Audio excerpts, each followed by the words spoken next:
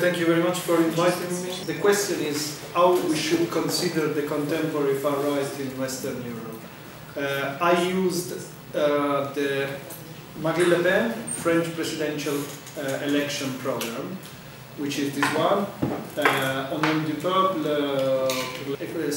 this one was also for the French people abroad, but roughly the program is the same. So if you can, okay, so yeah.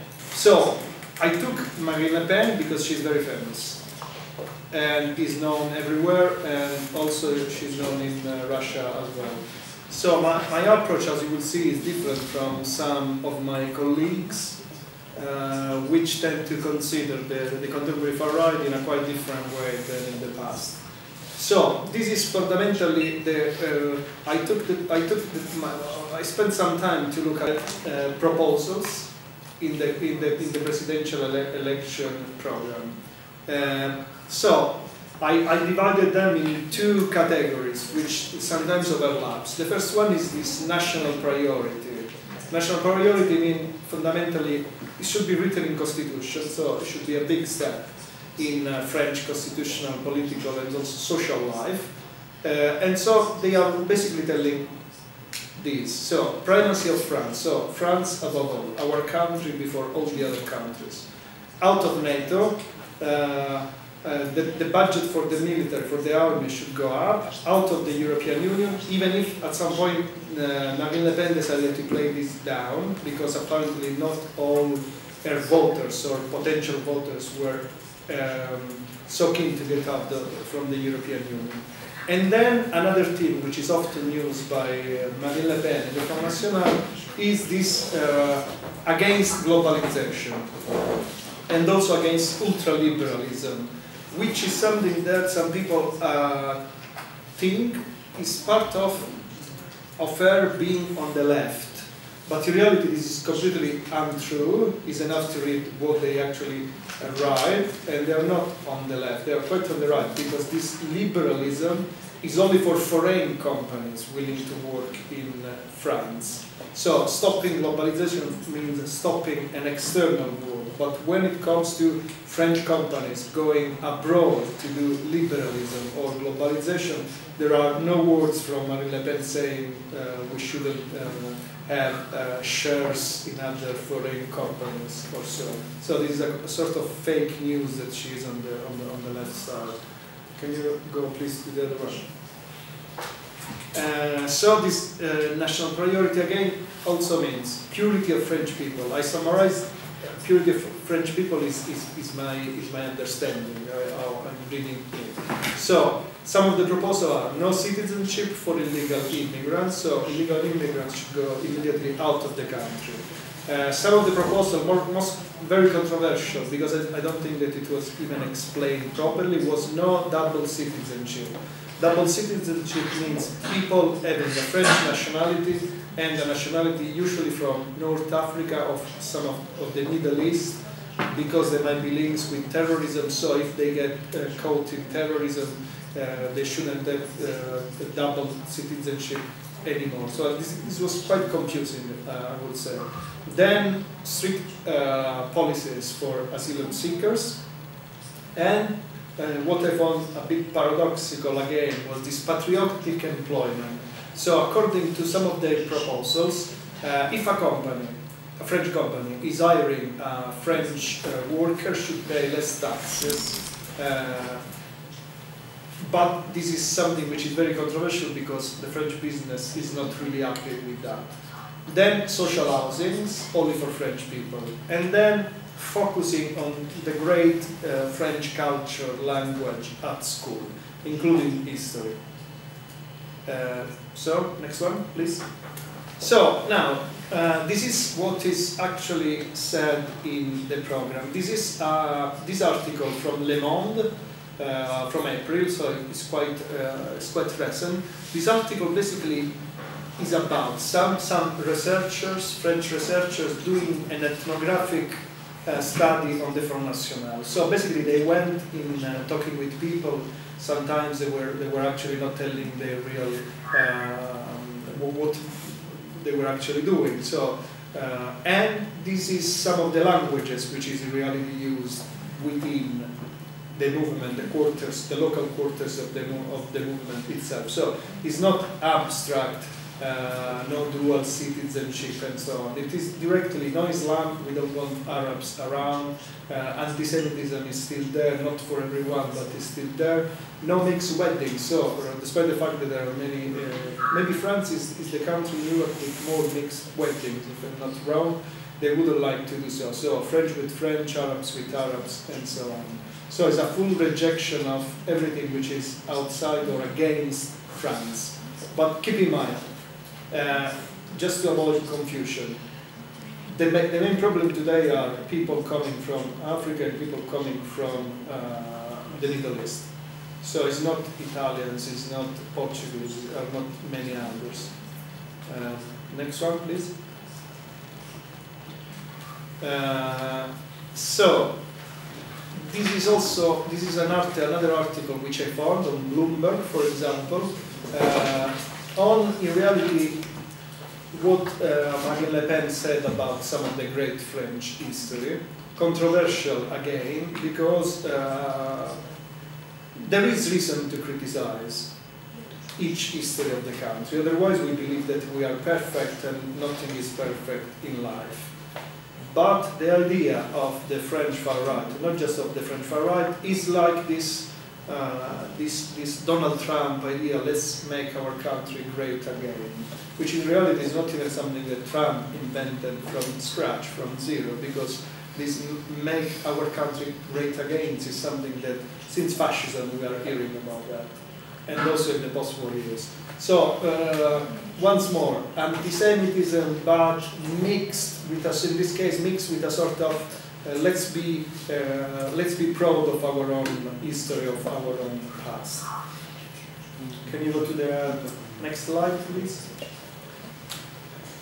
So, some of my questions are, is this new and is this really liberal and democratic? Because there are not, I have to say, huge debates. The debate is basically that this is an acceptable political movement.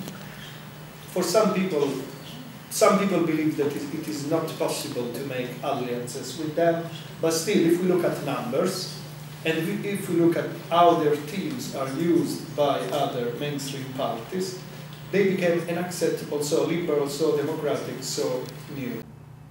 I believe that there is lots of confusion in the understanding of the contemporary extreme. So I don't think that it is new, and I don't think that it is completely democratic. Democratic in a liberal, probably Western, but I was born and grew up in the West, sense.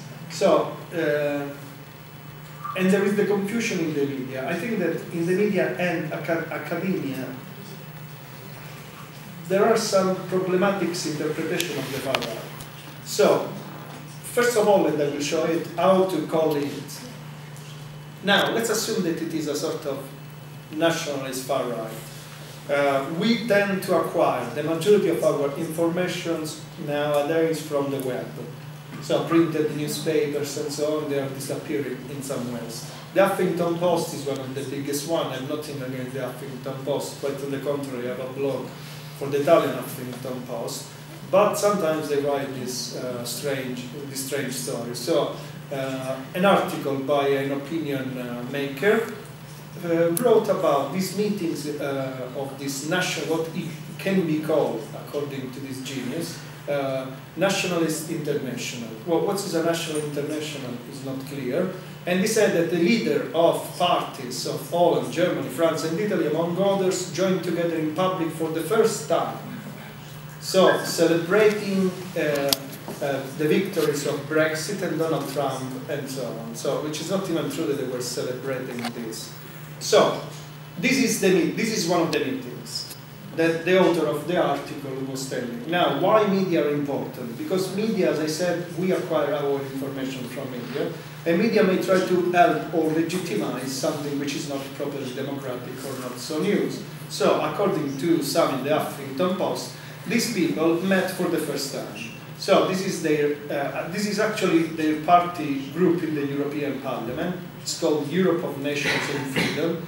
You can see builders from the Netherlands and Marine Le Pen and also Matteo Salvini from Italy. Could you? So, is this nationalist international something new? Well, I mean, I took just as examples two of the publications from the interwar years in Italy. These are two of the main, if not the main, publications under Italian fascism. One was called Critica Fascista and was published by an important fascist called Bottai, former minister in Italy.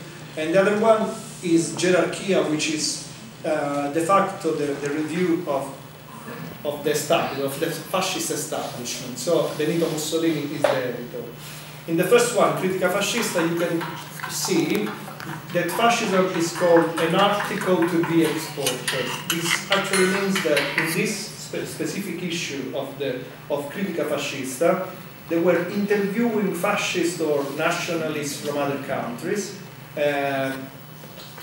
and fascists from other countries were writing articles there. Now, Critica Fascista has been very important in showing an international dimension of Italian fascism and an international dimension of Italian nationalism. So the idea that it is new is completely fake, it's completely wrong. Gerarchia, that specific issue, they are calling fascism as a universal idea. So it can be debated if their interest was in Italian fascism to be exported or so. But once more, such issue of a very important fascist magazine is featuring foreign fascist or nationalist leaders. So since fascism, we have this international. Can you please go next one? Now let's jump to the interwar years. So is this national international so new? Quite at all, no. Julius Evola, one of the guys inspiring, for example, the now very famous Steve Bannon, a friend of Donald Trump. Well, Julius Evola is one of the people trying to show much more, to export an idea of a sort of international nationalism, extremism, and so on. Evola actually is also read by some people in Russia, as far as I know, but he's also very famous. He's the Italian neo-fascist intellectual most read and most translated abroad. And some of his books are also in English and in French. If you can go to the other, please. Another click, please. Okay. This is another French. This is a French. Evola was Italian. Maurice Bardeche was a fascist writer, a fascist intellectual in the post-war years. And why I choose this Défense de l'Occident? Because Défense de l'Occident became a sort of hub, a network for French and foreign fascists after the war.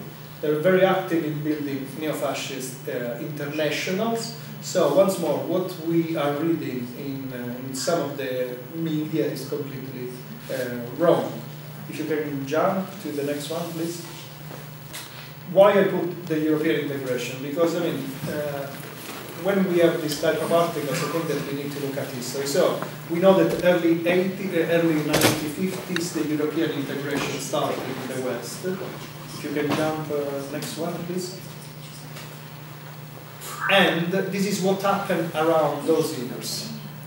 So, these are fascist, neo-fascist, extreme right, far right, nationalists, let's call as we want, internationals. So we have, during these years, to respond to this mainstream integration of Europe, we have many neo-fascists which, at an international level, they try to end up at a national level, they try to build an international dimension. So they try to redeploy nationalism from the national level to having it becoming something more international. So a nationalism which was unifying in some ways this new fascist Europe after the war. These are some examples of movements appearing in the early 50s. They are not the only ones. Jeune Europe, the ones on my right, was a Belgian movement, and this movement had also branches in many other European countries. And why I was very surprised about the article published by my friends in the Huffington Post is that because how can the author claim and so inform the public that it was the first time that they were meeting, while in 1979 we had the first election in the European Parliament and the Italian neo-fascists with French neo-fascists with some Spanish neo-fascists for the first time, first European election for the European Parliament, they created a sort of European coalition to run for elections together. So it was enough even to look at Wikipedia probably to find some of this information. So this is what happens in the media. Also the way that we call parties is in my view problematic. So we often hear in, let's say, the international media things like anti-establishment, populist, and now it's becoming very popular talking about everyone the new Trump or the European Trump, which is completely another, strange interpretation of what is happening in Europe. And also nativism and this populism. Populism now is everywhere. Everyone is a populist, but populism, I want to show that is, in my view, another very problematic interpretation of the contemporary far right. So, we have, in France, for example, for many years we had this idea of calling these parties, like the Front National, as, I'm too fast, no? That's fine. Okay, great. National populism. So basically, once more, the idea in France was that France was very democratic during the interwar years. Vichy was just a little phenomenon, and France is full of pride, it's always democratic, and so on. And so let's call it national populism, because national populism explain, according to some French scholars, what is the Front National. So it's a byproduct of the nation, and because democracy is too strong in France. This led some people also to consider the Front National even not an extreme right party, which is hugely problematic. I think that much of our problems are with the crisis of anti-fascism. Crisis of anti-fascism both in the West and in the East. So in the West it happens roughly like in the East, and certainly the fall of the Berlin Wall was a problem for some of the center-left and left in Western Europe, and is a problem, or has been a problem, or was a problem in some of Eastern Europe, because anti-fascism was also a way to legitimize power. Now, anti-fascism is not one of the main values anymore, and fascism, contemporary fascism, is or cannot be culturally challenged. So this is the book written by one of the main experts on the contemporary extreme right. It's called Kasmuter. He wrote a lot, really a lot. He's very good, but I think that he's pushing a bit too much. So he famously wrote an article, I think that it was in the late 90s, early 2000, called "The War of Words." So it basically said that we were using too many labels to classify extreme right parties or far right parties. So it was actually calling for reducing them because it is only confusion. I think that he ended up in using too many labels himself, and now he ended up with populist radical right. He is very influential, but I think that there are some problems with his interpretation. I read, when I started reading this book, which in many ways is a very good book, is a reader. The first page of the introduction, it mentioned in one page probably the word populism or populist radical right from 8 to 11 times, which if one of my students would have done something like that, I would have considered the essay as poorly written. But this opened my mind in the way that some people are obsessed with the use of terms and terminology, like to justify something which personally I don't actually understand. So this is an influential example on how we use or how we classify. So now, if you can go to the other, please. So my problem with this academic interpretation, like with some of the media interpretation, is that using populism legitimizes the far right because it's not considered extreme anymore.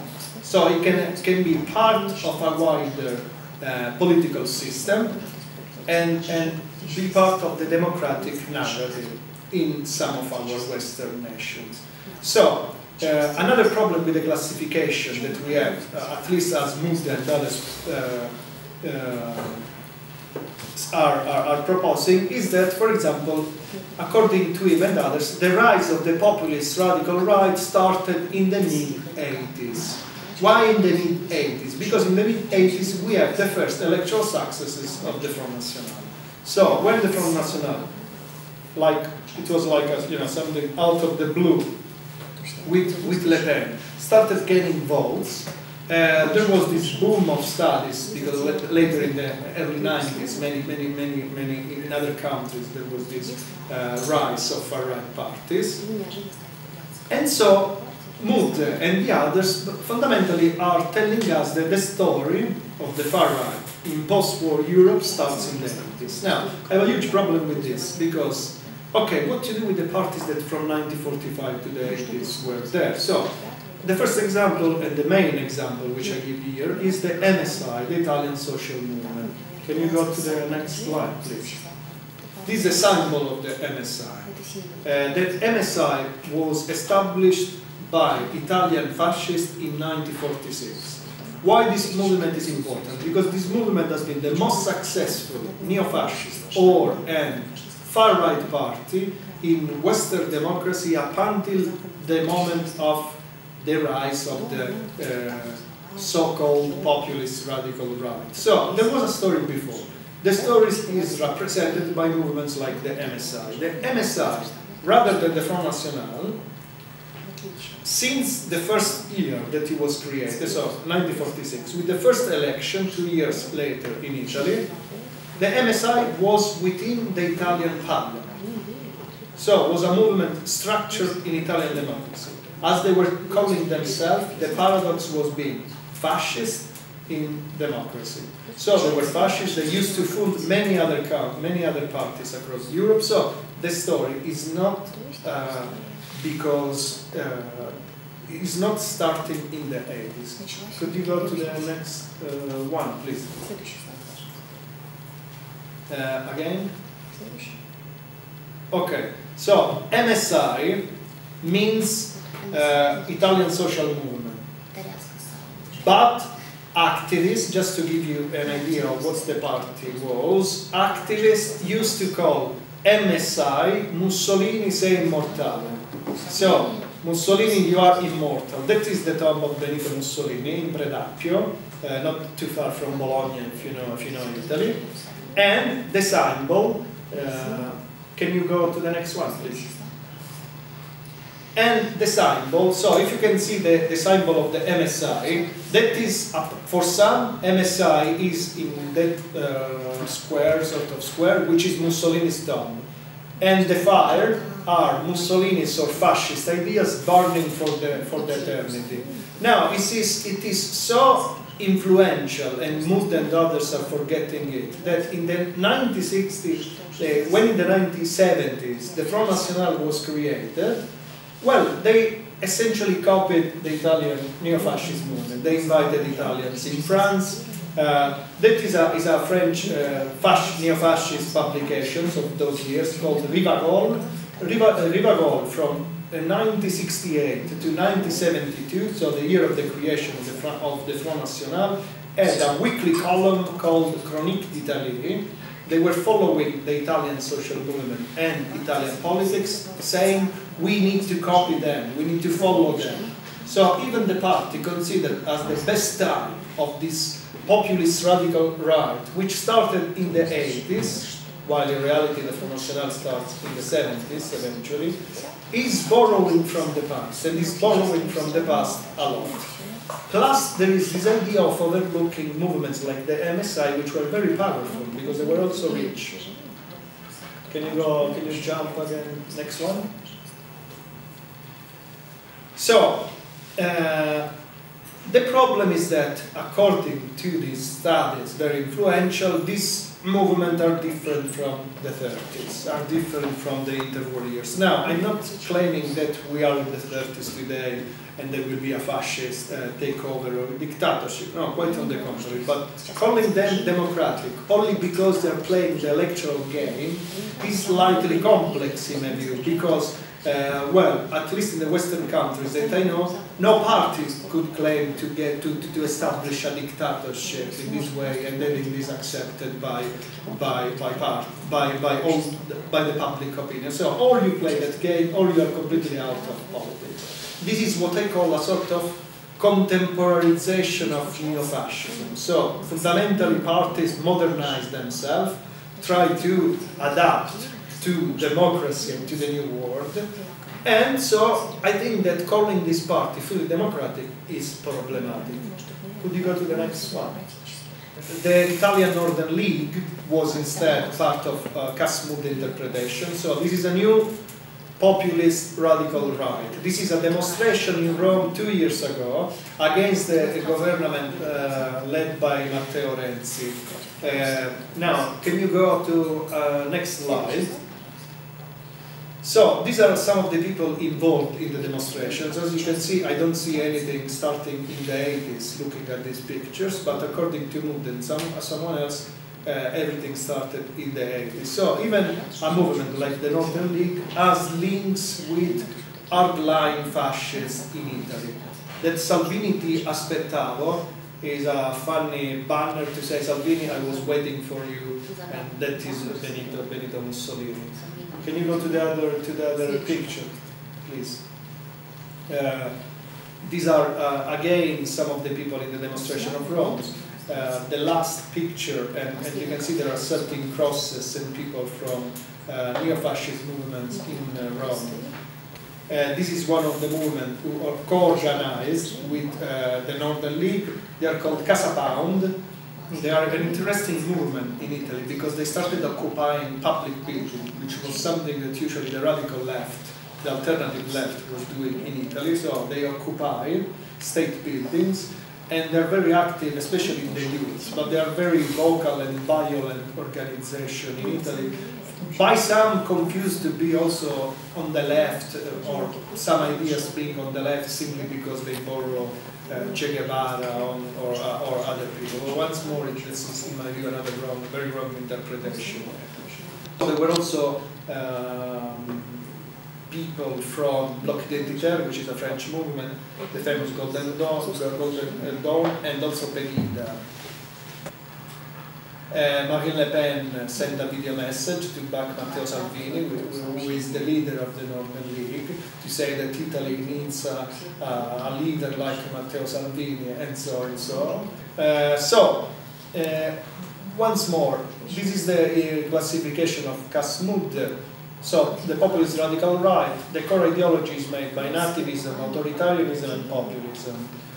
Well, my problem would be, without reading anything else, that authoritarianism is not something new, nativism is not something new, populism is enough to read some books, history books, sometimes books written by some political scientists, to see that populism is part of this wider narrative of fascism in the interwar years as well.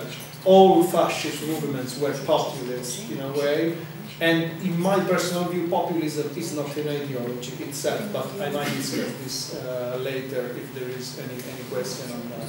So, nativism, authoritarianism, and populism. Can we jump to the next, please? So, is Jobbik, one of the parties considered to be part of this new populist radical right, so different to some of the movements from the past? I don't personally think so. Golden Dawn is another quite hardline movement, still considered by studies to be by some studies to be a populist radical right. Next one, please. So, just because I wanted to see what fascists were writing in the interwar years. So, I've not even taken the German example, which can be considered as the most radical one. So, I rather, on the contrary, took the Italian fascism again. So, now, if we, for a second, if we believe that, if we think that this is written in the 90s or 2000s, well, for example, this is taken by another very, very important fascist magazine called Difesa della Razza, Defense of Race. So, Mussolini was saying in one of the articles, no mixed weddings. So exactly like some of the French Front National activists are saying. So you need to be in your village, or in any case the idea was you need to live local, you need to be with your community, which is something once more said by the Front National. Racism is, in many of the articles which I could read there, a reaction to foreign people, and this is once more an idea that is coming back again today. So I can see what is new. The Jewish are different than from Italians, which is normal, even if Italian anti-Semitism was not so strong as the German. Italy is Catholic, and many of these movements today are Catholic, or at least they promote the respect of Catholicism, or because Catholicism is one of the European values. And Italian fascism in the interwar years similarly was talking about Catholicism, a unity of Italian race, once more something that we could see today, against cosmopolitanism, which is something that again the Front National and other parties are using, importance of family and nations, once more, nothing new, and in the Italian, I found this interesting because I tried to compare some of the things written in Difesa della Razza, so a publication in the late 30s and 40s, with the program of Marine Le Pen, to see if there were some words which were similar. And this is what I found. Even history, Italian history is very important, is great, and history has to be studied from an Italian standpoint. So, national priority. So, firstly, the program of these new movements for me is not so different, at least if we keep in mind the different historical context, from some of the ideologies of interwar fascism. Then, this story, Marine Le Pen, who is considered by some, including media and some academics, as someone new, different. So, different from her father. Well, the official document so far, so the party program is telling that she is using national priority. Her father was using another word. Can you click again? One click. Jean-Marie Le Pen was using national preference. Now, I'm not a linguistic, but I think that is even enough to find a dictionary to see that preference and priorité. Well, there are two different words, but there is no huge difference in the language, in the concept of words. Similarly, Jean-Marie Le Pen was using family tradition, religion, nationalism, our nation first, and so on. So simply sometimes the use of different languages, but also how media, which are often or at times ignorant on history, they present this movement legitimizing them. So this is my final slide. One of the problems, in my view, in understanding the contemporary far rights is that in the academic field there are not too many studies analyzing the years from 1945 to the 80s. It is completely wrong to think that the story of a party family starts in the 80s or even in the 90s. There are links, there are continuities. The Front National in the 80s was still the movement of Jean-Marie Le Pen, and Jean-Marie Le Pen was someone coming from the past, and many of the people there, and even many of the people today, despite the fact that Jean-Marie Le Pen is out of the party, are still coming from this old Front National establishment. So studies from 1945 to the 80s are important, even because it's wrong, as I said before, to claim that the history started in the 80s. No.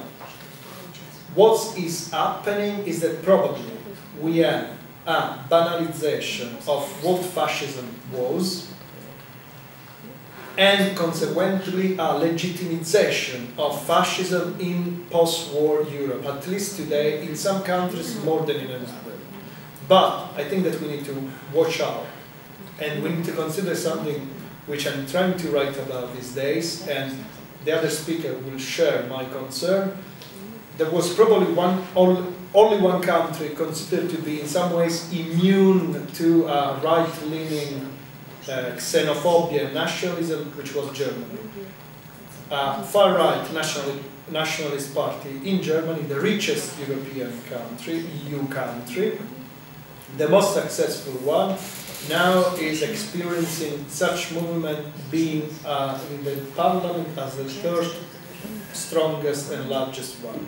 So we are experiencing a sort of legitimization of such ideas, and he was rightly telling how in public opinion, in the mainstream language today, talk about being against Islam, Islam not belonging to Europe, Islam is not a religion, Islam is a political ideology, and so on, was something that in some of the Western European countries some years ago was not accepted. That was simply xenophobia, full stop. You could not call it in another way. Today is respecting some of the values of the people and so on. But this is a wrong interpretation, and I also will tell you why conservative parties are using such. The third point, so what will happen next, I don't know, but it was clear that this was happening if people were studying the far right, because all in Western Europe, from austerity to the hegemonic role of Germany to this work with memory, was leading us to create an underground to have this party flourishing again. What we need to consider is if anti-fascism is still a value in the European Union, and if democratic values are some of the values written in some of the treaties of the European Union. If the European Union is so brave to consider the values, which I suggest you to read because they're online, look at the Lisbon Treaty and so on, if such values are right, countries like Hungary, part of Poland, plus movements in Italy, Germany, France, and in all the other countries, should be out of the European Union immediately, because they do not conform to the values which, according to a treaty, countries have accepted as their own democratic values. Thank you very much.